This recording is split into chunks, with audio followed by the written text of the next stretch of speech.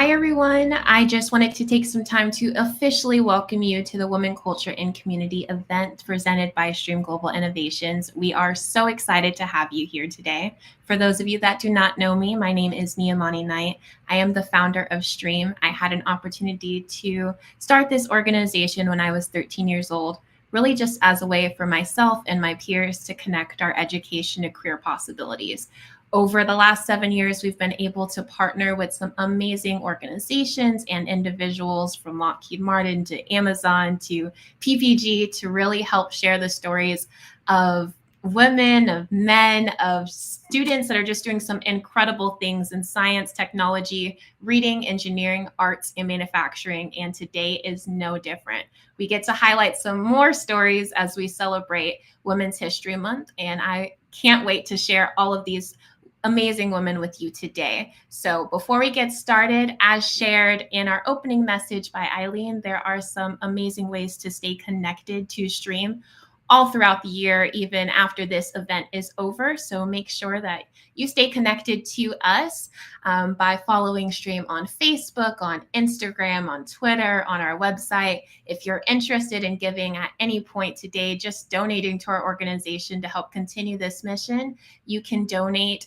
by texting WCC, that's all lowercase, to 325-603-3395. And this will be shared all throughout today's conversation. So don't hesitate to help donate, because this is all for the amazing students that we get to give back to throughout the year.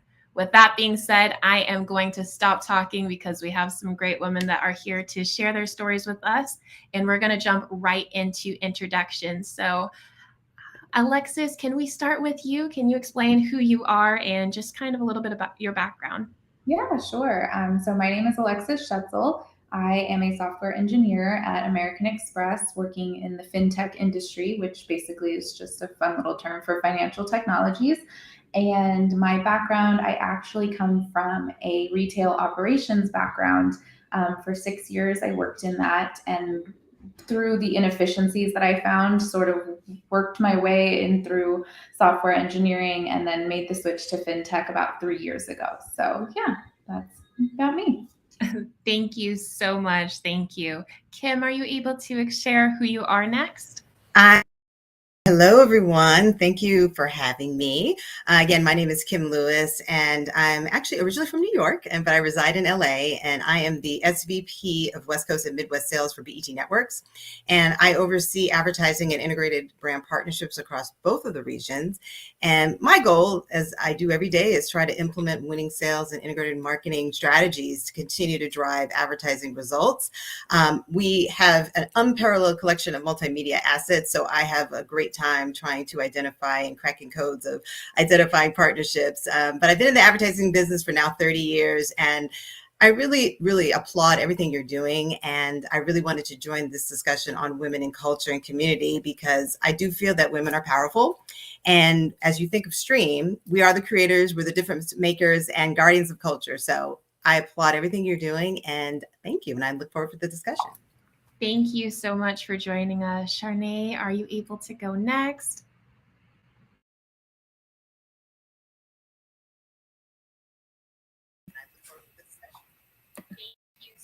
Hi, yes. So my name is Charnay Amara, and I'm an anchor reporter for NBC6 South Florida. I co-anchor the weekend morning shows, and I report during the week. So we're at the Miami market. So our coverage area basically stretches, far as north as like Fort Lauderdale, maybe to the West Palm Beach area, down to the Keys. And we, of course, South Florida, Miami itself is an international city. So we definitely cover the Caribbean and those international politics and things and how it relates to South Florida. So that's my background. And I've been in the business a little over 6 years, jumped around in different media markets. So I've been here for a little over a month, but I'm definitely enjoying it. And, I wanted to be a part of this conversation because of what this stands for, just connecting with women and especially connecting with people who may not think about this career path and just opening it up for people. And this is, representing the arts, representing reading. So that's part of Stream. So that's why I'm here. Super excited to dive in your story a little bit later. I was telling all of these amazing women, I'm like, for me, representing the arts, representing reading, so that's part of Stream. So. And lastly, Colette, are you able to share a little bit about your position and just kind of your background? Hello, yes. Hello, Niamani and panel members and everyone logged in today. Thank you for having me. My name is Colette, and Colette Aline. I'm the Chief Education Officer for Inner City Arts, a nonprofit located downtown in Los Angeles. I am not originally from Los Angeles, but I've been here now for over 16 years. I'm fortunate to find this organization and truly honored to work here. We believe that the arts are transformational, and we recognize the power in the arts, not just from a creative standpoint, but and what it allows youth to do and thinking of themselves in their future and how they see themselves and view themselves in the world. And we do that through the various programs that we have to offer. So we serve students from grades K through 12 and then offer professional development, all focused on the arts, social emotional learning, art skills. And I recognize I'm here today because I recognize that my voice matters.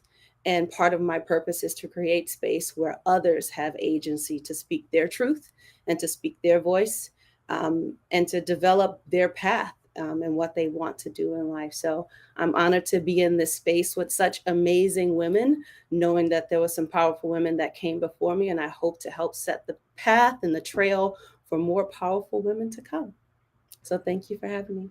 I love it. No, thank you all so much for joining. I don't know if I can say that enough.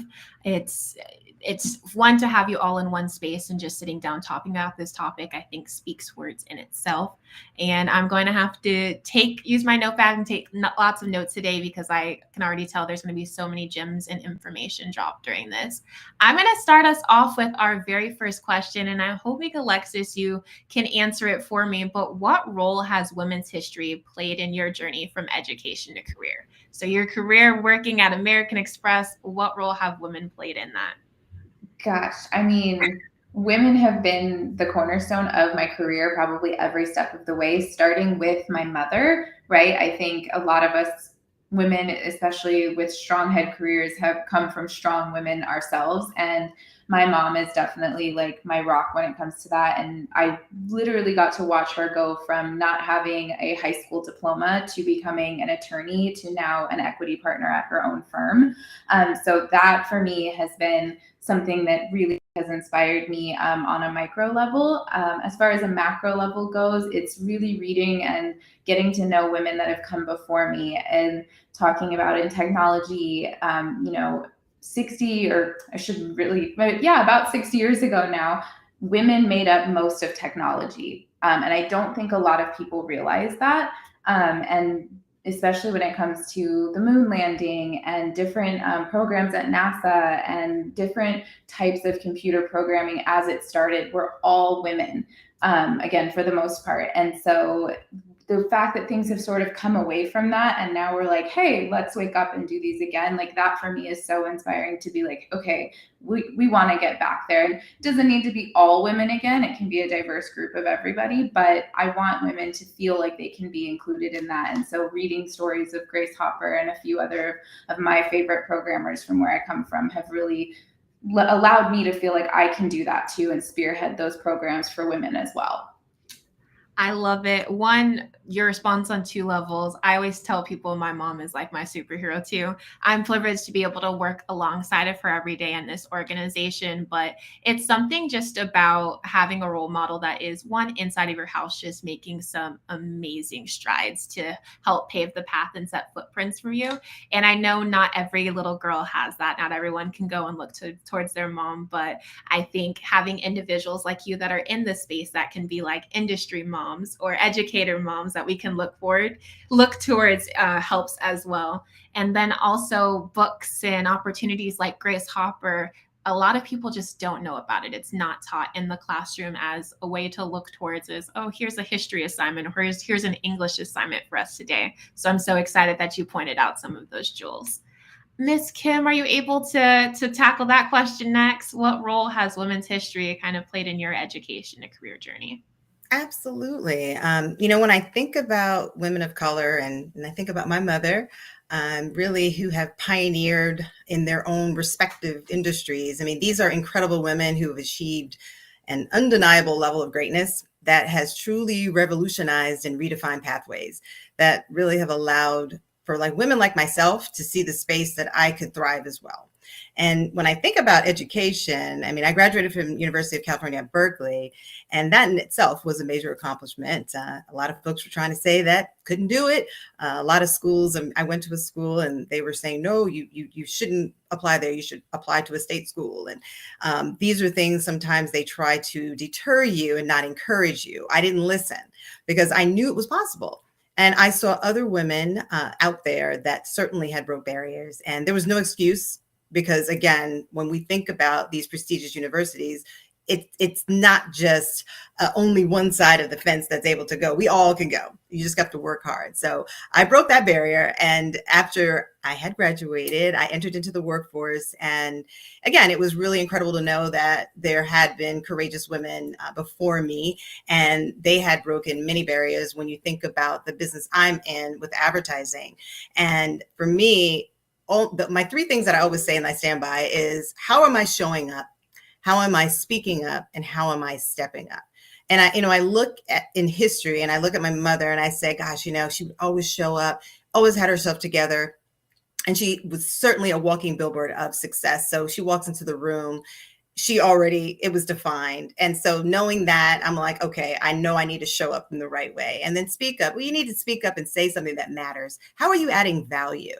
How are you actually bringing a seat at that table, but truly impacting and influencing, and then stepping up? Do you always have to be told to do something? No, you need to take the initiative. So when I talk about like the pioneers and when I talk about folks that are breaking barriers, you stepped up to do that. So as we've seen in history, many, many women are out there doing all those things. So for me, I always think about going over and above every call of duty and taking the initiative to always strive for excellence. That's so good. And I wrote it down: showing up, speaking up, stepping up. I'm going to quote that one. I'll give you credit for it, but okay.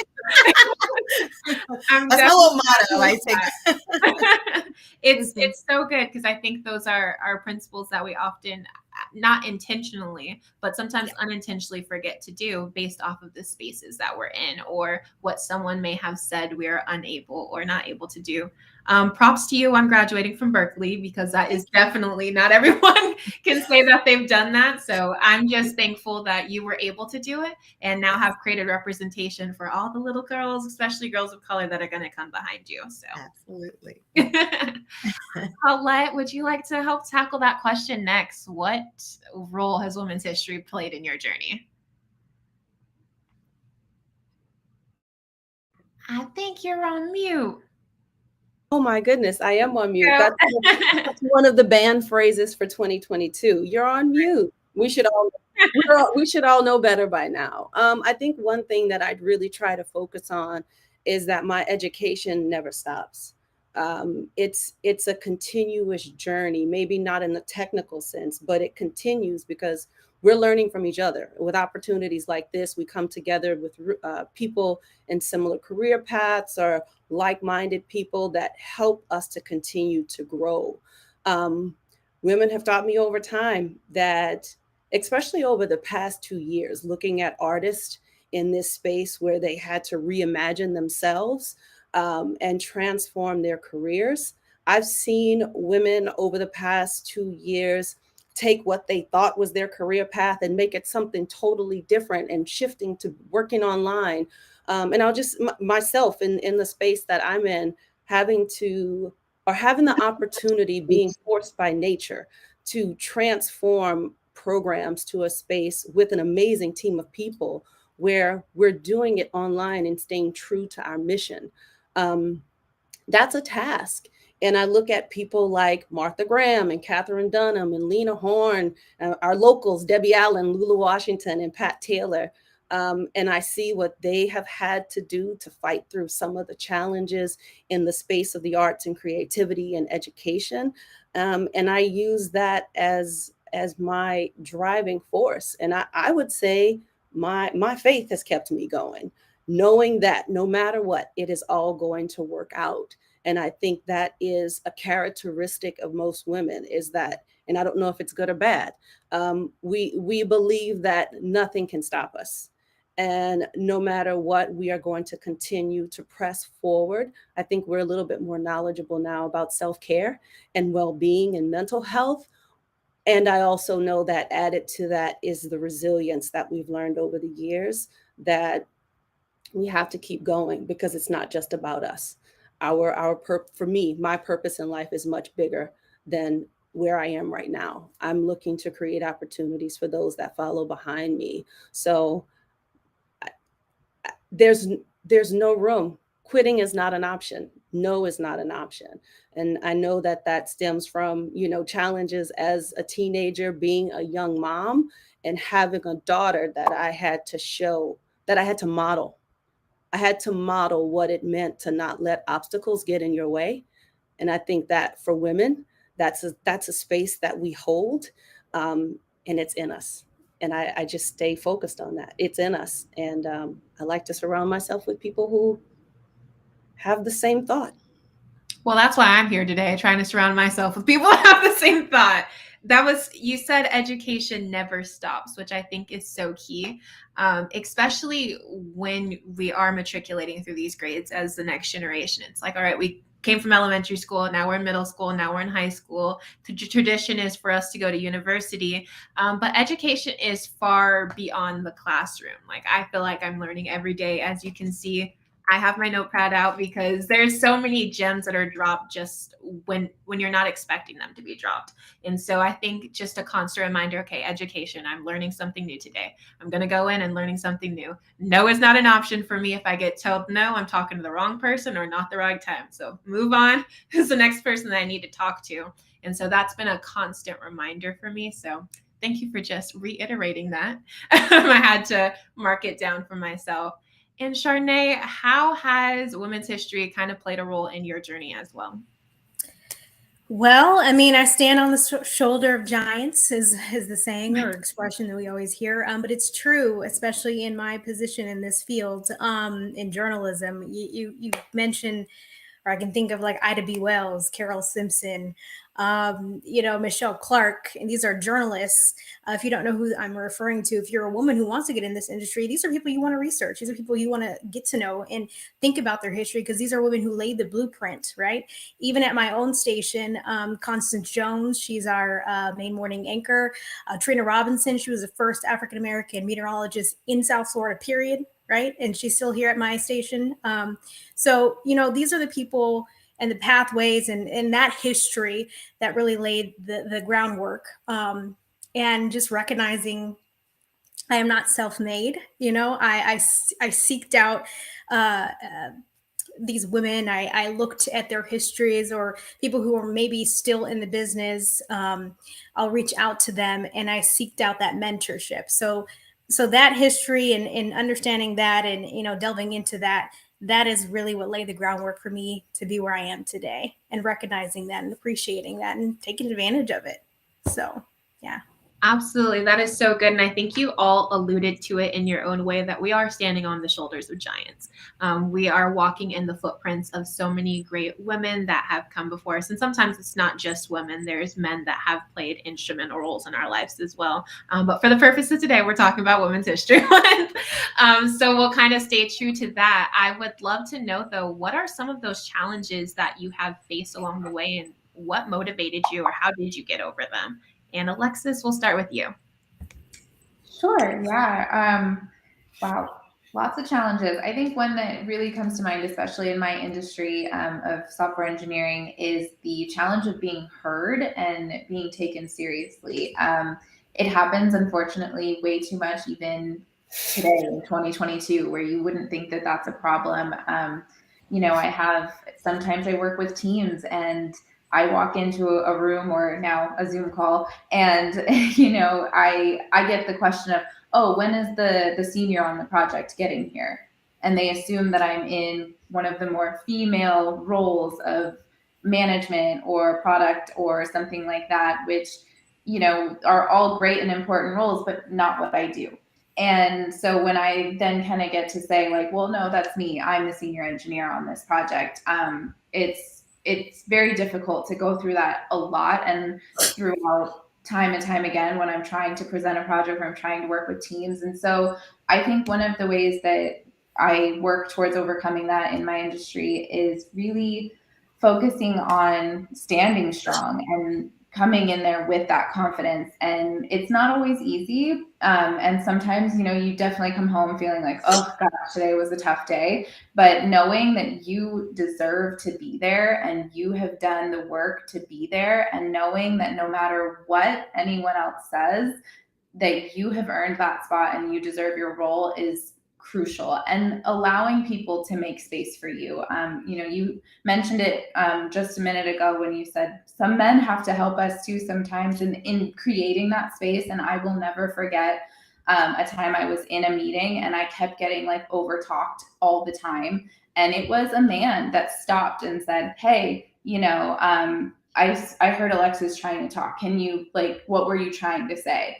And that for me, like just having that one person do that, I am now that person in meetings. Like I will stop a meeting and say, oh, hey, so-and-so was trying to talk, Karin was trying to say something. What is it you were trying to say? So because I know being heard is so hard for me, I now try to help others with that challenge, even if I feel like I'm not getting the same respect. And I think that for me, that's made a huge difference. I told you guys I'm going to have quotes for everyone by the time we're done. I will give you credit, I promise. But I think the biggest thing I took out of what you just said, Alexis, was allow people to make space for you. When I think about that, it's so crazy because it is easy to kind of take a step back when you're trying to say something and become the quiet person in the room and just accept it.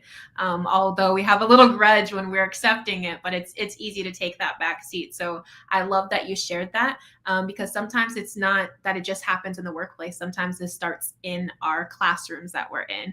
I know for me, I was in an engineering class and I was one of 5 girls in this entire engineering program throughout 4 years. So it was already crazy from the jump, but to think, okay, we're going to have to work together. We're going to have to figure out a way to make our voices heard. So I absolutely love that you shared that journey. Sharnae, would you like to kind of give your take on that? Are there any challenges or hurdles that you faced along the way? And what was your reaction to them? Like, how did you get over them? I think in this business, just in general, there's the part of journalism, but then I work in broadcast news, so image is a big factor as well. And so, as a woman of color, Black woman, your hair is a big thing, and it has been a big conversation, I would say, in this industry. You see my hair is natural. I have curly hair. I do wear my hair natural on air. When I started out in this business, I was told or had the idea that I had to have my hair a certain way, not the way it grows out of my head. And I think that was a challenge for me to overcome, just in that right there, right? Just being comfortable enough to even wear my hair natural, which just seems very minuscule or very minor. But I mean, for some reason, this is a battle, within a lot of women of color, particularly Black women. So when you look at that and you look at the Crown Act, right, in California, see that's one step towards the change and combating that. And then there was women who I can look to, like Sage Steele, ESPN. She wears her hair natural on air. Leah Uko, she is a journalist who's at NBC in Philadelphia. She has dreadlocks on air. These are people, even men, So when you start to see that and see the changes and kind of understanding that, your audience likes to engage with people who are real, who are authentic, who and when you are being your authentic self, you feel comfortable more on air, and you're able to be that person and represent something to some little girl who might look just like you. So that really makes a difference. So for me, that was a big thing. And I had a male news director who championed and who allowed me to, go natural on air, who was backing me and supportive of me. And so that makes a difference. And that makes a difference for the next person who, if I leave that position, the next person that comes in that position who may have that same issue. So that's one thing. Another thing I feel like is a big conversation in this industry, especially for journalists of color, whether no matter what, is being a Black journalist versus a journalist who happens to be Black. You don't want to just be the Black journalist covering the Black stories or the Hispanic journalist who covers the Hispanic stories. You want to make sure that you're reflective of the community and you're giving communities a voice, all communities voices that maybe are underrepresented, but also making sure that you are being fair and balanced. And I think this is something that's coming up in the SCOTUS Supreme Court hearings, for example. Can you be fair and balanced? And why is my race a question, as if I can't, report on something that has to do with the Black community or the Hispanic community or whatever, the Asian American community? Can I be fair and balanced in reporting this? And proving to your audience that, yes, I can be fair and balanced in reporting. Is just because I represent this community or I'm maybe a part of it doesn't mean that I have some sort of bias.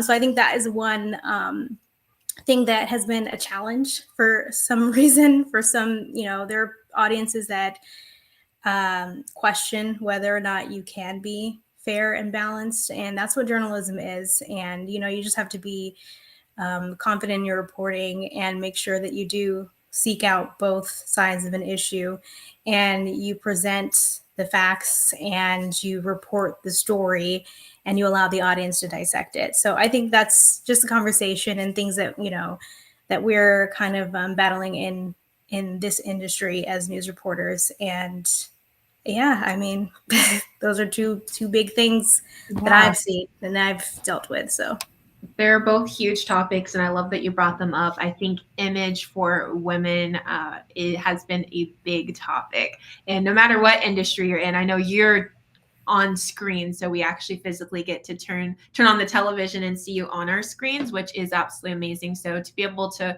represent that, saying, hey, I'm rocking my natural hair today, and having a little girl that may be just watching alongside her mom one day is inspiring in itself. Although that she may not be understanding all the words that are coming out of your mouth, it's something to be able to turn on the television and it's like, hey, this is someone that represents me. And then I think another big thing that everyone's brought up a little bit is just allowing those spaces that we're in, I don't say taking advantage, but being appreciative of those people that are already in the space, that are already in these positions, and allowing them to help guide us until we're able to do that for others. So thank you for sharing that. We did have a question that came in our Q&A from one of our audience members, and I'm going to ask this to Colette and Kim because she specifically said both of your names in the question. It's a little bit of a twist on kind of the question that we just spoke with Charnay and Alexis about. It says, were there any other specific challenges or barriers that almost got you to the point of deterring from your career goals? Kim's education barrier was broken and faith kept Colette going. Was there anything where it was almost not enough and you decided that was not going to happen? So was there any challenge that you were like, okay, this may be the end. I may have to change my career. It's just becoming too much for me. And what was your determining factor to say, nope, I don't care what anyone's saying. I'm going for this. I'm going to make it happen. Do you want me to go? Go ahead. I was going to say, who wants to go first?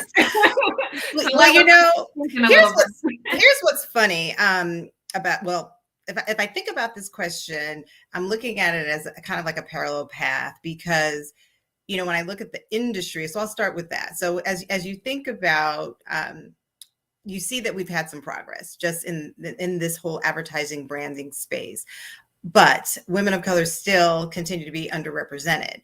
And, as we're looking at this space, I have not met any woman that looks like me on the decision-making C-suite level. And some companies have made great gains in really hiring more Black and brown people in these entry-level positions, but they're still largely absent from senior level roles. And definitely, as we all have been saying, work needs to still be done, but we have to hire more women decision makers. And as the catchphrase, diversity inclusion, but it's more than just getting in the door.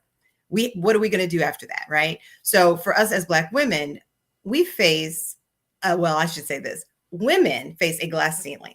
Black women face a concrete ceiling, which that means we have to work even tougher and harder with these obstacles.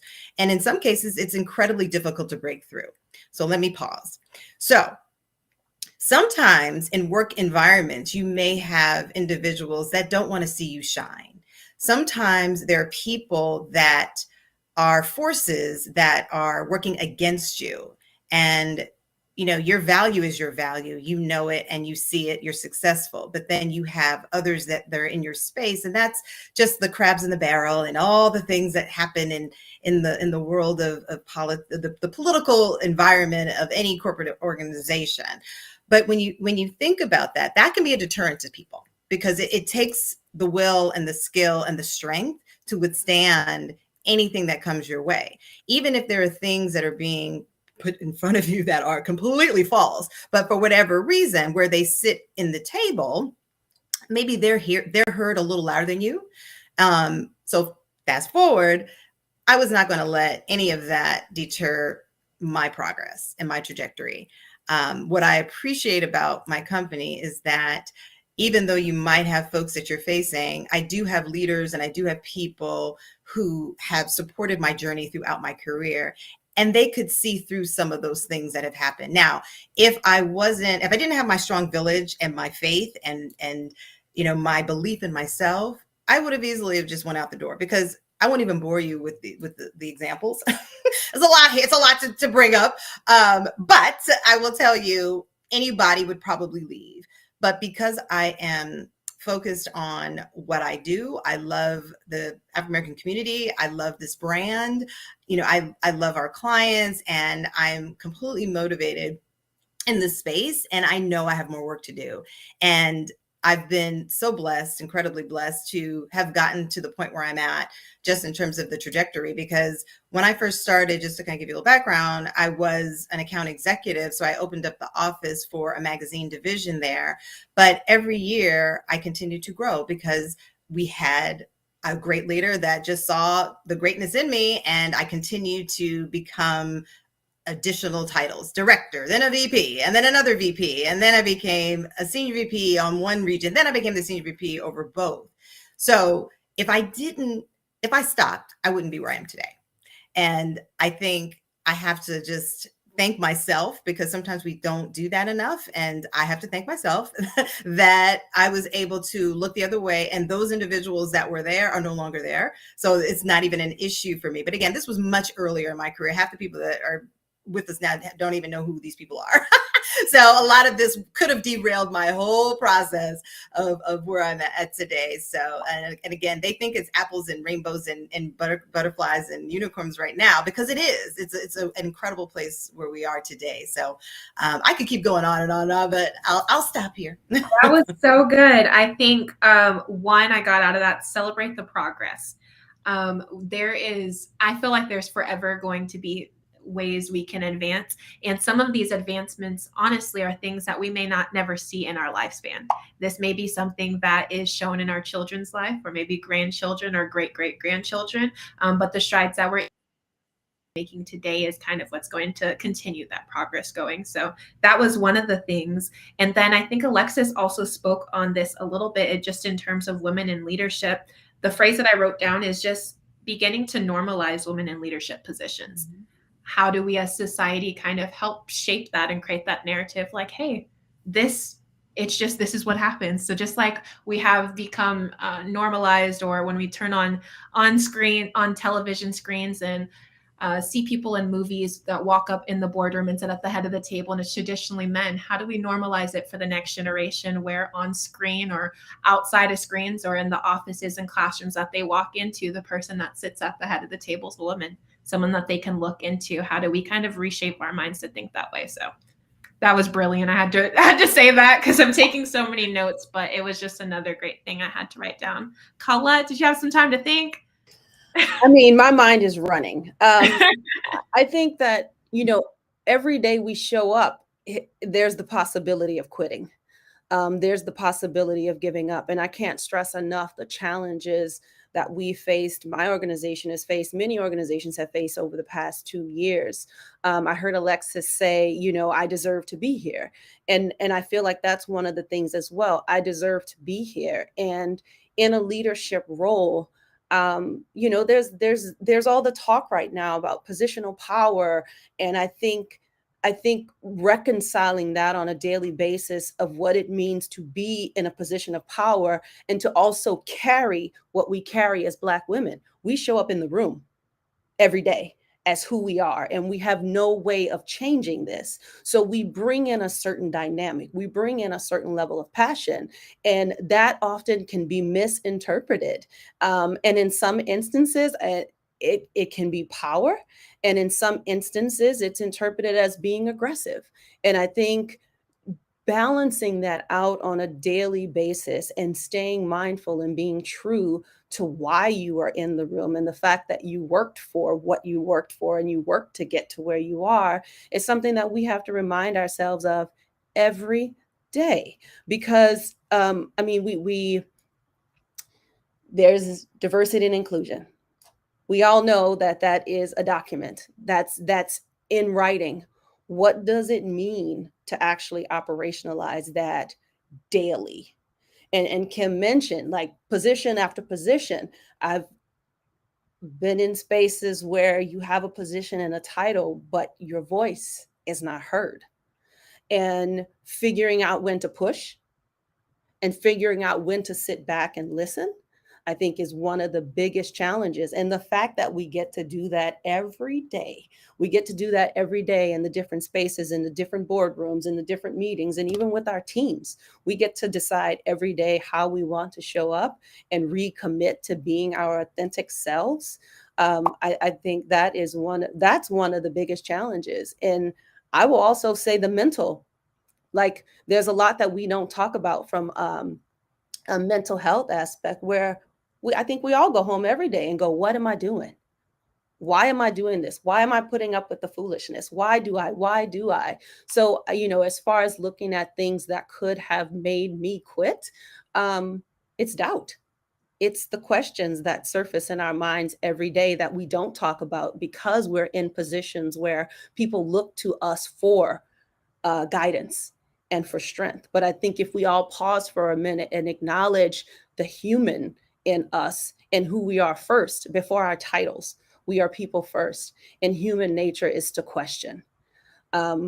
So what systems do you have in place? What people do you have around you that you can go to, that you can trust on a daily basis, that help get you grounded and allow you to really sit in where you are, so you can remind yourself that you deserve to be where you are, that you worked for it. Nothing was given to you. Nothing was given to anyone in this room. So reminding myself daily of the work that I've put in to get here, and that it's going to continue to take more work. Like, I'm going to have to continue to work. I can't just stay here, because as a leader, my responsibility is to grow. My responsibility is to model. The balance between how much weight I want to put on myself to grow, for myself and for others, and when I just want to lean in and be present and be authentic. That's something I think about daily. And I truly believe that is what helps me continue to go through the daily fight, the daily work that it takes to stay in the seat, in the title, in the position, is being who I am and leaning into that more and more every day. That was so, I couldn't get to my mic button fast enough. That was so good. One of the key things you said is human nature is to question. And I think just the realization of that, I question myself every moment of the day. Is this the right thing to do? What will someone think about this? If I post this, will someone unfollow me because I said this in this way? And so I didn't understand, I guess, how much it affected really until this time of COVID, where we just had time to sit with all of these things and really ask ourselves those personal questions. Jana is actually the one who asked that message in the chat box, and she did tell me she wanted to hear from Alexis and Shernay as well. So is there anything you guys wanted to add from your perspective on that question?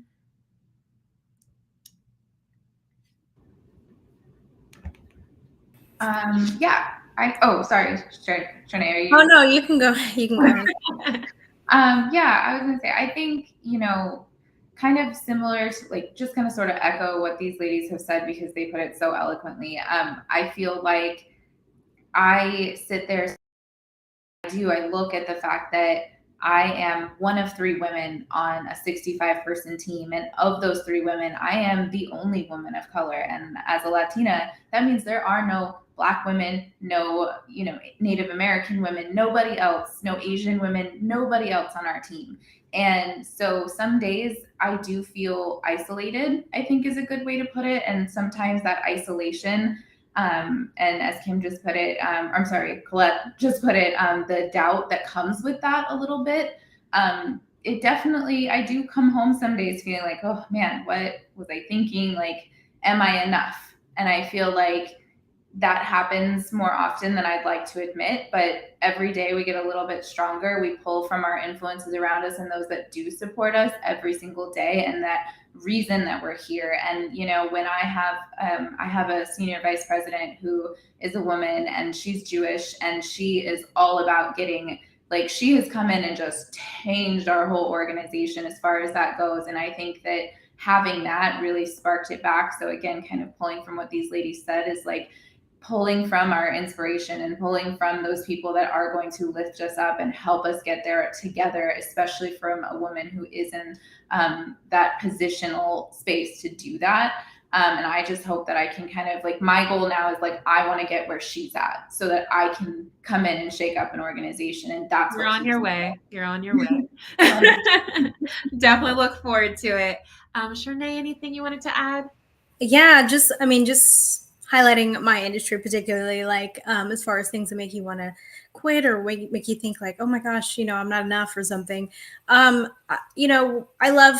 love my field. I love this industry. And right now, being in Miami, I'm going to say I'm a little bit spoiled because my newsroom is super diverse. I mean, oh my goodness.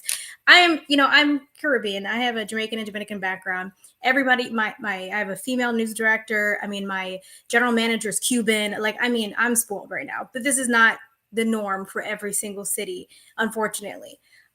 So one, I want to say I notice a lot of people burn out in this industry or quit because it is tough, especially when you're starting off early on. If you're in a small market, some call it.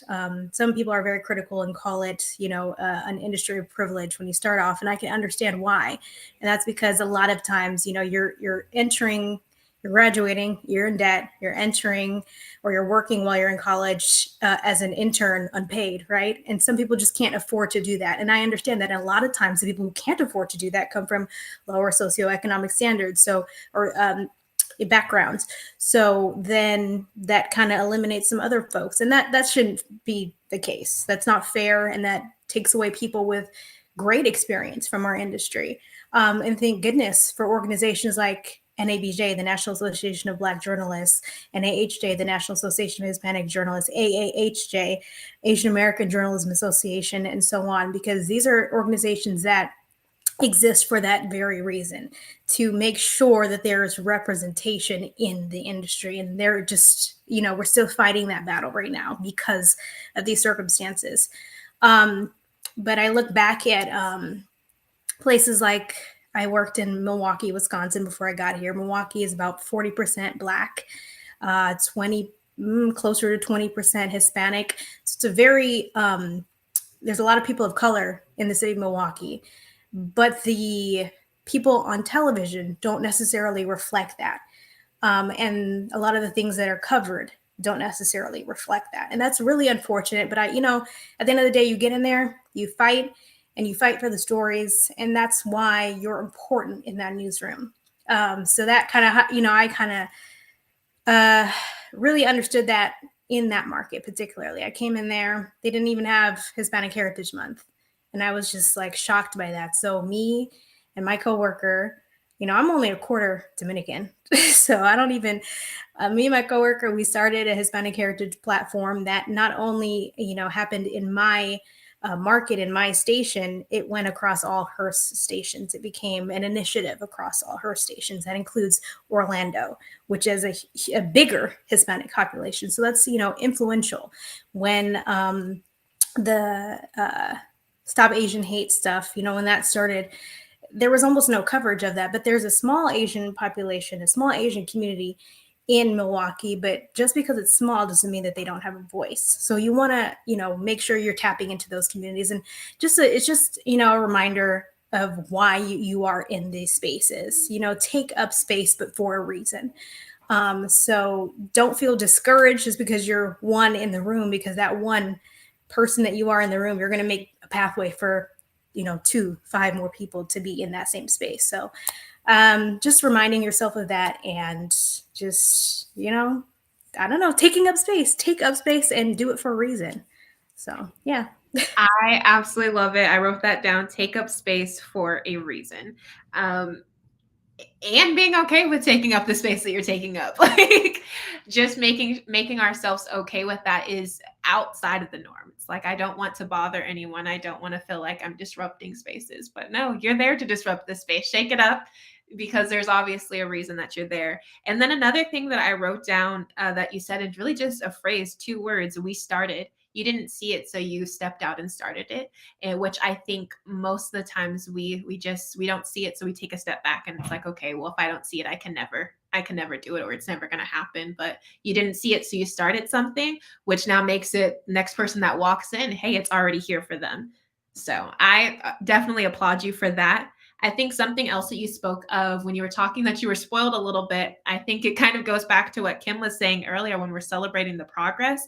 You're coming from a space that is a little bit more diverse than the norm. So this is something in real time that we get to see. There are spaces that are doing it, and that are doing it well, and showing just diversity, especially on screen, which isn't normal to everyone. So I applaud your industry. I applaud the space that you're in, and really the network that you're working for, to be able to show some of these other sides. And I wanted to just say quickly, remember, I did mention that Trina Robinson, who's our she's an anchor at my station. She was the first African-American meteorologist in South Florida. The simple fact that she's still employed at my station, still working, shows you that she is the reason that this progress is made. Right. She is the one who, laid the groundwork, because if it wasn't for her making that leap and, facing those battles that she faced, I wouldn't be here. So. Right. That's so good.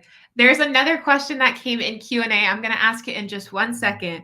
But as you were all speaking, it made me think of a question that I have to shamelessly ask for myself. How are you helping to shape women's history?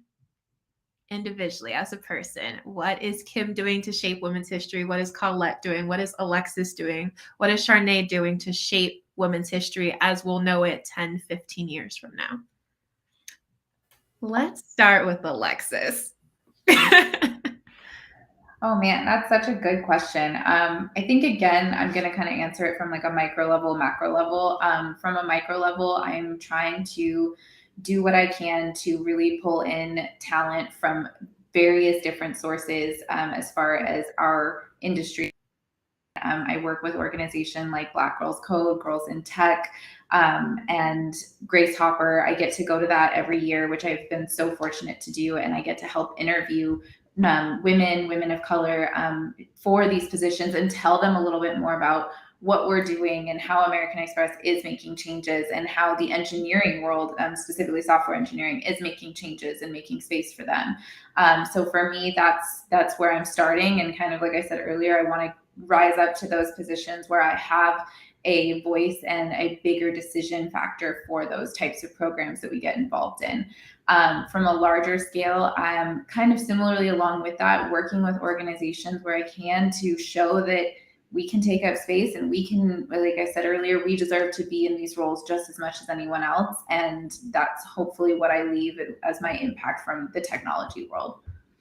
I love it and can see it already. So I look forward to the day it's just written in history, and I can say, I knew Alexis win. Ms. Kim, would you like to go next? Sure. Well, I feel like I'm making history every day. As I said, there isn't anyone that specifically looks like me in this role, and I know I feel that it's an honor, and I feel I have a responsibility to continue to bring up additional generations, where starting from high school to the HBCUs, we have several outreaches that we're taking part of as we're embarking upon kind of like that next coming into this industry, because there's definitely barriers just in terms of the lack of understanding as to what this is. Because when you tell somebody, oh, I'm in sales, well, it doesn't really resonate. And if you say you're advertising, you're like, oh, commercial. So it's about how do you kind of unpack what these roles are, and at least allowing individuals to really understand what's in front of them. Because if you don't know, because you haven't been told and the schools don't teach you, you have to go out and seek and find. So for me, that's just something from an education standpoint, with reaching back to the youth, but just my team and being in this industry to make a, how should I say this? It's United Colors of Benetton, if you want to say. I mean, I think if you look at our team, we don't look like your average team. I'm also West Indian, from Grenada, and I come from New York, but again, we have a melting pot of individuals that are part of the team. And the great news for us is that we're an open organization, to where it's not one thing or the other, but we're looking at everyone.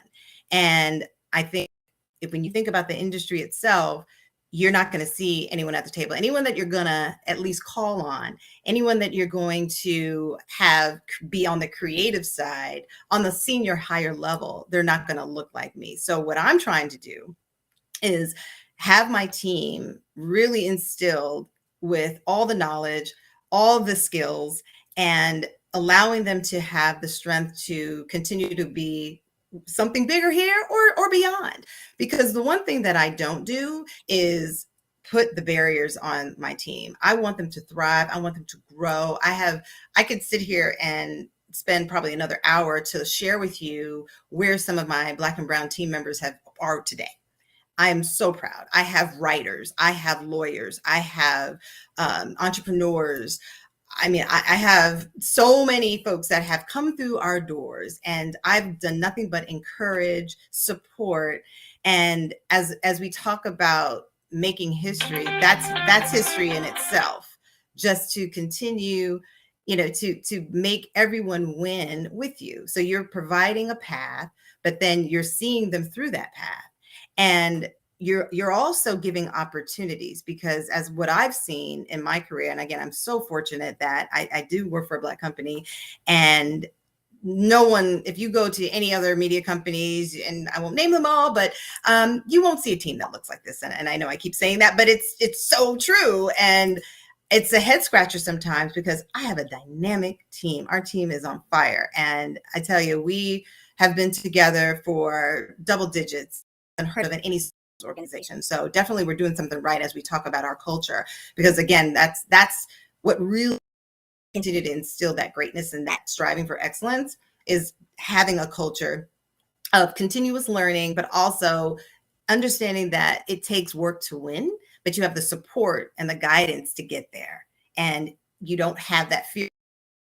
If I make a mistake, is this going to be a bad thing? No, we're going to learn from that, and we're going to build from that. So long-winded answer.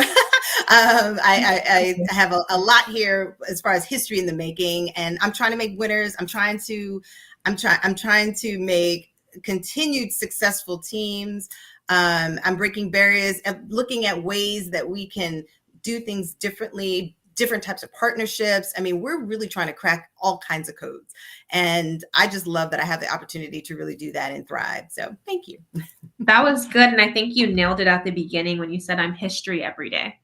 Because I think it's something that we take for granted. You're waking up and being history. Just the fact that all of you in the positions that you are in, that's history in itself.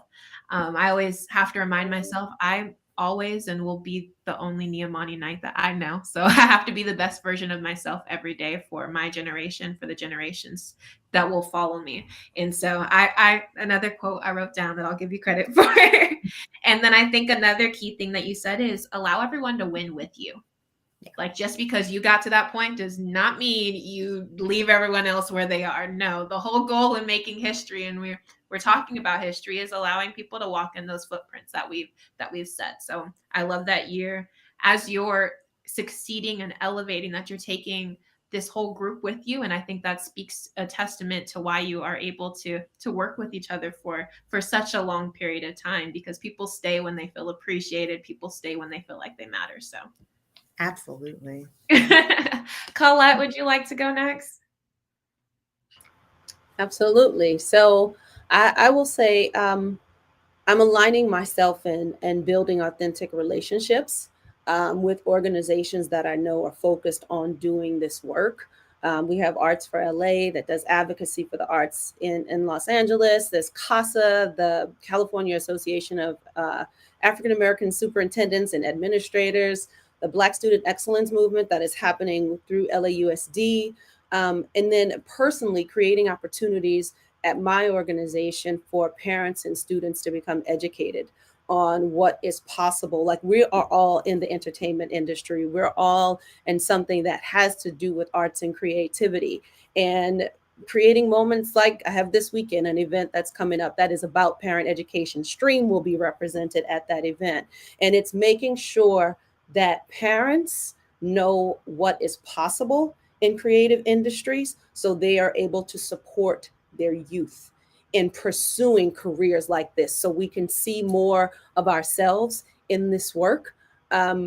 It's really just, it's alignment, it's relationship, it is making sure that you're staying focused. And I would say even more this year, it's owning my Blackness, I am a Black woman in this world that has worked hard to get where I am. I'm working on my doctorate right now in a space where I don't see anyone else like me. And me pushing through this program is so I can have the credentials that people will look at and go, oh, you've done a thing. It's not that I want to spend years of doing research, even though I'm very, very interested in it, but I know that's what makes a difference. That's what people want to see, the credentials. And I think that's the challenge is, as Black women, we constantly have to prove ourselves. I'm doing this work for me. I'm doing this work so I can show, so I can model for someone else what is possible, while creating opportunities for other people to also find themselves in this work, connect to their purpose, because nobody likes to show up at work and not be happy and not appreciate and have joy in the work that they do. So if I can create environments where youth can explore those possibilities and create to a career that feeds their spirit versus just feeding their pocketbooks. I know that's an older term, right? Versus feeding their wallets, and they're feeding their spirit. I don't think I've ever heard. Have you heard of pocketbooks? Versus feeding their spirit. I think it's important for us to show up every day and love the work that we do, because then it's not work. It's our passion. It's our love coming to life every day. So that's what I'm doing. I'm committing every day to this work to make sure that other youth have the opportunity to pursue careers in the arts, if that's what they choose, arts and entertainment, with that being one of the most lucrative careers in Los Angeles. It does not make sense that we don't have more Black and brown people, not just in front of the screen, but that we have more Black and brown people at the table making decisions, reading the contracts, signing the checks, recruiting, and getting people in that look like them. So I know we see ourselves in front of the camera. I think it's also an opportunity in front of the camera, behind the camera, making the decisions, counting the bills, writing the grants, all of those things. And we need to be able to see ourselves in those spaces. So I'm committed to doing that work.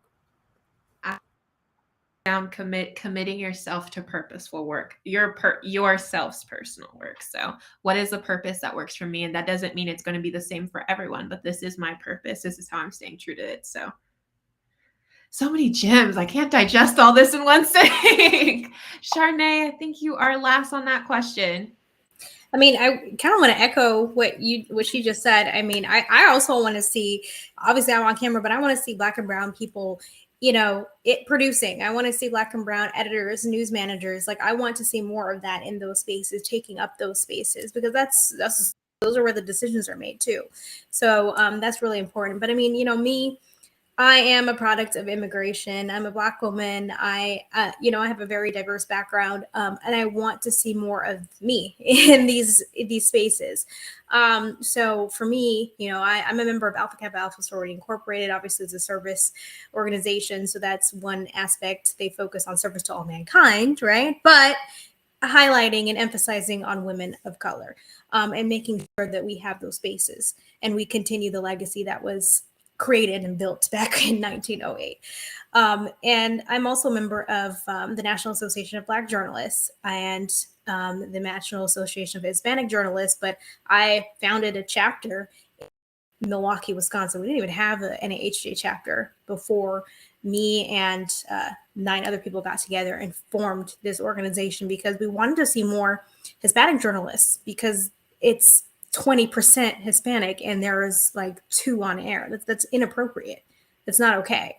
So you want to create these spaces and make sure that news managers and news directors know you're serious about this and why it's important and being reflective of the community. So that, and I mean, when it comes to mentorship, hey, I mean, my DMs are open. So just being open and reaching out to people as well. And when they reach out to you, respond, because a lot of people, you know, sometimes you get to a certain level and you just are, you know, unreachable. And you don't want to be that person. You want to be able to give back just like someone else before you gave back to you. So that's something that's really important to me. You know, going back on my earlier point, I am not self-made. I am a product of mentorship, and I'm so grateful to my mentors who got me to the position that I am. And I want to make sure that I reach back out and do the same thing.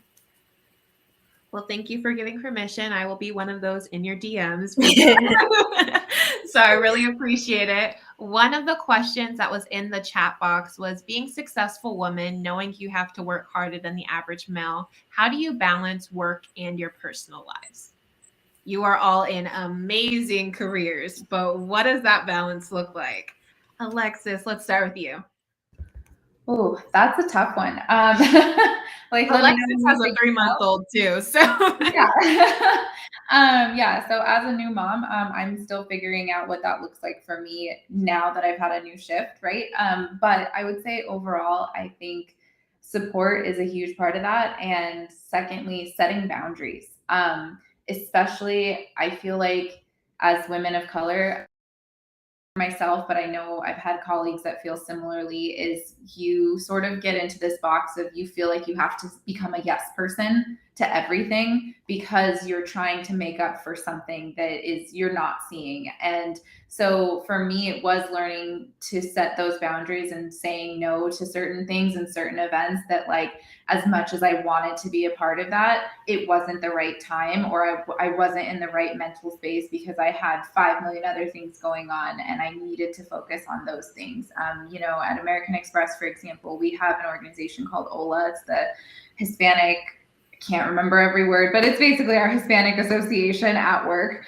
And they do events all the time, and they do a lot of events with students, and I want to say yes to all of those events. And I do go to quite a few of them, but I can't go to everything. And sometimes I need to say no just because I need a weekend off. And I think that that's incredibly important to remember, that, you know, just because you have to work harder doesn't mean you always have to be working. There's a difference. And, you know, so I think that for me, remembering that is at times very challenging when we want to do it all, but very important. Yeah. Just because you have to work harder does not mean you always have to be working. That was so good. That was so good. I think that's very important because it's hard, especially when you notice someone's in the position that you're like, if only I had that when I was older. So you want to give back so much. But I appreciate you for being truthful about that. Like, sometimes you just have to say no. I have to say no to preserve my mental space. And the next time you ask, I can say yes. I think that is such a reality that we have to be okay with saying. So I'm learning the power of being okay with saying no to some things. Kim, would you like to answer that question next? Sure. You know, we all have aspirations for this healthy work-life balance. I know if you asked me this 2 years ago, I mean, there certainly were certain barriers in the workplace that really failed to support a reasonable work-life balance. And, you know, with the pandemic, I think we've proven that working from home is effective, and it may have even solved that balance problem, at least for me anyway, personally. And not only have I been able to see my family, going in the kitchen, grabbing lunch, going to a sofa, going on a Zoom, and then coming back into the kitchen, making dinner, and then going back into a Zoom or working on a report. I think how efficient this has been for me is through the roof. I have been soaring through my business better than ever, stronger than ever. The resilience, the resourcefulness. I mean, it's been amazing. But if I could answer this like 2 years ago, I probably would have said that I integrated life into my work. And so it's this thing I always would say is this work-life balance. But the funny thing was that I always had my family at the hip. So if I had business trips, they came with me. My daughter came with me. Sales meeting, I would do play dates with clients. We would have functions, and I would bring my family, and I was always an open book when it came to my business as far as what's going on with my husband, so that he's well aware of what's happening and he's in full alignment. So you don't get those pressures of hey, you need to do XYZ from home. And I think that's really where the issue comes in when you talk about this balance, because we do have our own internal kind of issues we struggle with, but sometimes it's the guilt that you see your child's face, or you see your husband say something, or your spouse, and it sends you through a whole nother level of a spiral that you feel like, I can't get all this done. It's like I can't get it all done at the same time. So I think I'm blessed because I have such an amazing support team. I have an amazing village, because I'm so thankful. I thank my village every day that it has allowed me to really thrive in the way that I have. And I've brought them with me in my journey. And it's not oh, here's work and here's family. No, we're all together. And even my work people, they know my whole family, all my bosses to the presidents I mean, you name it. Everyone knows my family by the first name. So I think I'm in a very fortunate situation when it comes to this. But again, like everyone said, sometimes you come in and you're like, okay, I'm tired. I got to pause. You need a timeout. And you got to know when to say when. And I have been in this business for so long to know that, okay, I've reached my limit here, because I surprise myself sometimes. Even last night, I was up doing reports till 2 a.m, and then got up at 6, and then I was working on another report. And then I had another thing. I had to work on a spreadsheet, and then I'm on a Zoom call, like 2 others, right? Actually, no, 4 others before this. So again, but thank you for making time to come with us. And the other thing too, I also, my daughter, she's homesick. So I had my niece come and take her to the doctor. But before this, I made her soup, fresh soup.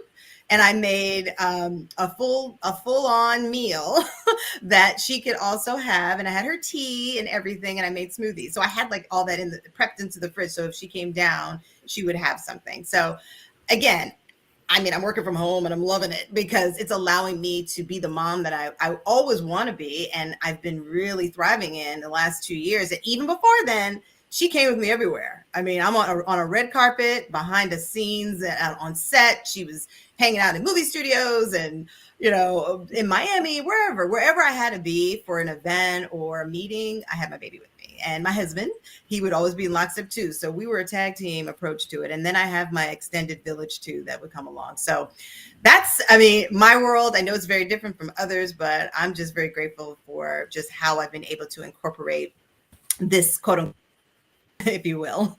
I love it. A lot too. We look at women and I'm like, women are just superheroes in themselves. Like, if there was a superpower, it should just be women. Because I'm like, I don't understand how people wear just so many hats, from being a mom to being a daughter to being a sister to being heads of businesses to being entrepreneurs to being wives. Like, it's just a lot. And so when I think of all of those extra pressures that all these other hats that we have to wear when you leave the workplace, it's like crazy. So I think you hit on a point that was so good. I never thought of COVID as just being a good time to connect with family again, but bumping into your family when you run in the kitchen for lunch is not that bad. So it's not that bad. So I love that you hit on that point.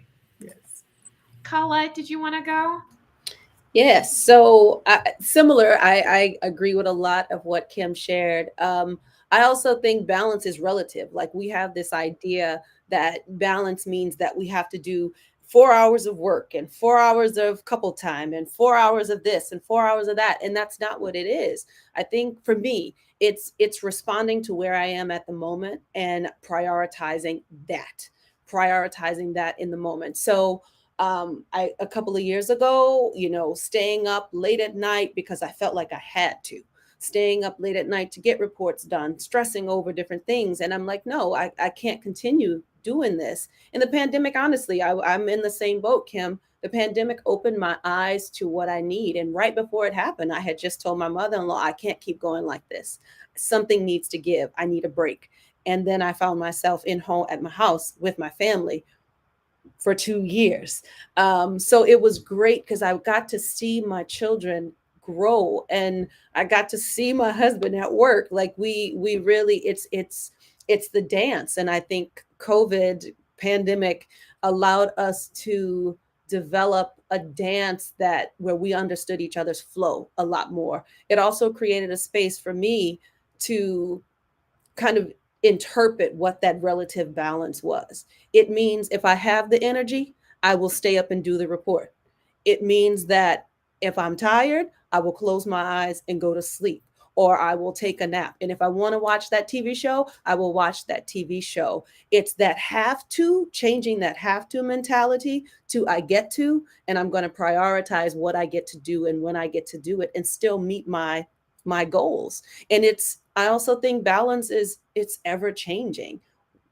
We have to respond to where we are in the moment. I know on my list right now is how do I get active again? What does that mean? First thing I have to do is commit to it. Yeah, I'm going to work out. I may not be in the gym 4 days a week, but if I start 1 day a week, I'll walk.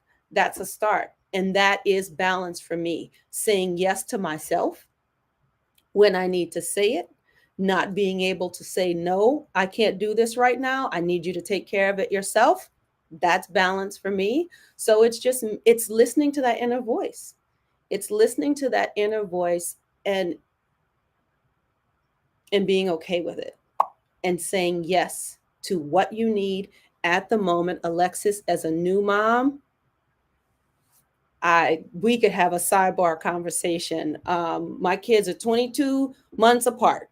And the oldest is 16 years older than them. So there was a big gap in between where I felt really different. And now having 2 little ones, I got to be okay with saying, no, I can't do that. I love you. I'm sorry you haven't heard from me in months.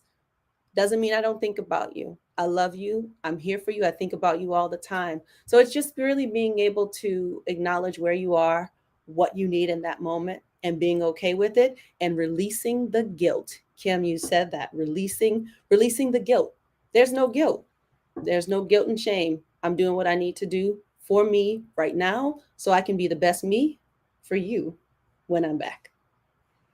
That was a whole like TED Talk moment for us. It was brilliant. Sherry, you said this too. You said it in the chat box, saying yes to myself. I love that. Yes. When you said that, Colette, I was thinking the same thing. Like just being okay. Okay. Yes. I'm going to prioritize myself today. It just, let me take some time personally for me. Whatever that is, I think is amazing. And then you also said giving yourself to whatever you're working on in that moment. Like, okay, this fully gets my attention right now. When I'm with my family, that fully gets my attention right now. Okay, I'm at work. These are the times that fully gets my attention. That was all brilliant. So thank you. And then I think you are last share. Do you want to? Yeah. I want to say thank you for saying that. I don't have children yet, but something me and my boyfriend and I have been talking about marriage and kids. And when I think about that, I'm like, oh my gosh, like when I think about adding a little baby into the work-life balance, that is a little scary. But, it's a good to hear from moms just about that. But on my end, I mean, I don't think every day I maybe do the work-life balance just how I want it to be. Some days are better than others, but going back to what Kim had said, your village, it is so vital. I 100% agree with that. The people around you matter, and the people that you surround yourself with really, really, really matter. I would say credit to my boyfriend. He gives me reminders like, hey, just put your phone down. If I'm off, I'm like watching something, I want to be, up to date and everything. And you want to make sure that you're aware of everything that's going on, right? Like the confirmation hearings right now, this is something that I'm paying close attention to, but at some point you do need to disconnect with certain things. So having the people around you to even give you those reminders, it's important. And me personally, I do go running. It's just a good way to get your, your endorphins and everything like that. And just, you feel good after that. So those are just, two things, just your village, make sure the people around you are good. They're strong. They're benefiting you, not, taken away or draining you even further. But yeah, just those are two big things, I think, for me, just like me running, working out, just somehow getting my endorphins moving in some way, and then just being surrounded by the right village. Yeah. That was really good. And I think that is a great transition into my last question that I have for you. I always like to end on, I've been talking about it all throughout, but just the perspective of next gen. So when you think back to your 5-year-old self, you think back, Alexis, to your 3-month-old Colette, for your kids, and share for the kids to come in the future, what would you say to them as they're walking in the footprints that you have set for them? Let's start with Colette first. I saw you thinking about it. I was like, I'm going to start with her. I would say don't be afraid to speak your truth. And you are worthy and you are enough. I don't think I was supported as a child. I was given space to make my own decisions with guidance, of course, but Right. to pursue my dreams. But I don't know if I explicitly heard, you are worthy, you are enough. And I think that's important right now in this age of social media pressure, where doubts are thrown at you in your DMs on your post. If you're not getting enough likes and all that stuff on social media, you question. So I think I would say to them, you are worthy, you are enough, and there's absolutely nothing that can stop you except yourself. Nothing can stop you except for yourself. I love it. Alexis. Yeah, that was so beautifully said, Colette. I think, kind of going along those same lines, like, you deserve everything that you put your energy into, right? So by anything that you feel like, it sounds kind of cheesy, like you can do anything you put your mind to, but it's true, right? And anything that you put that energy and that passion to, you deserve everything you get back from that. And I hope that continues with you through your whole life. And that's really what I want to say there. I love it. Last, certainly but not least, Sharnae, what would your final words of advice be? I would say never be afraid to ask for help. That is so, so important. I think people are so afraid, they don't want to say anything because they don't want to seem like they're, I don't know, like not paying attention, or they're dumb, or they're whatever. They don't belong in the space, but you ask for help. And that's how, that's how that mentorship really starts too. And I swear that is so vital in any field that you explore. This has honestly been one of my favorite conversations listening to, because I always feel like you learn so much in each of the spaces. And as we're closing and getting ready to close, there was a few points that stood out to me. I have a book full of notes, but I'm going to choose just a couple that stood out to me. Kim mentioned being able to show up, step out. So owning your position really through those 3 key things: show up, speaking up, and stepping up. Colette, you said education never stops.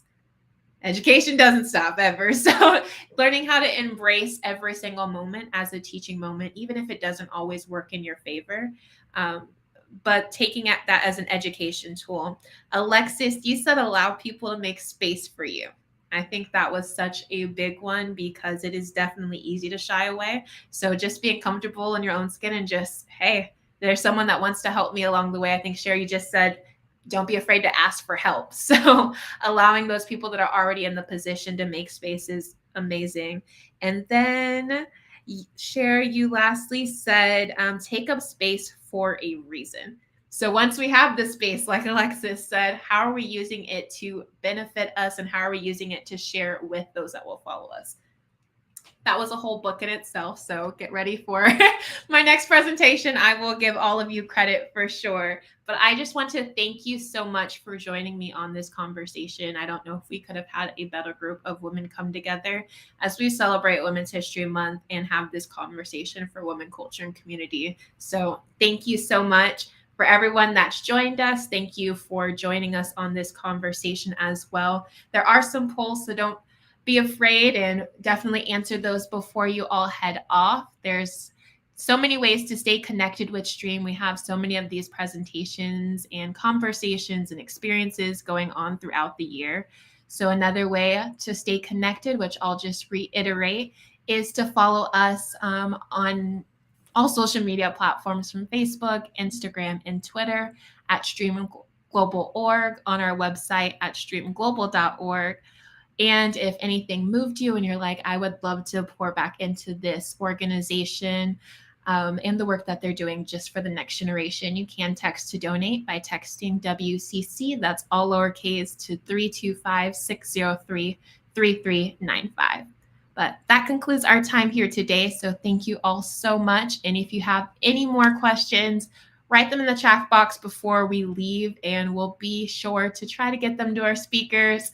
Cher put it perfectly that her DMs are open. So we will make sure to get those questions to them and hopefully get them answered for you. Thank you, everyone.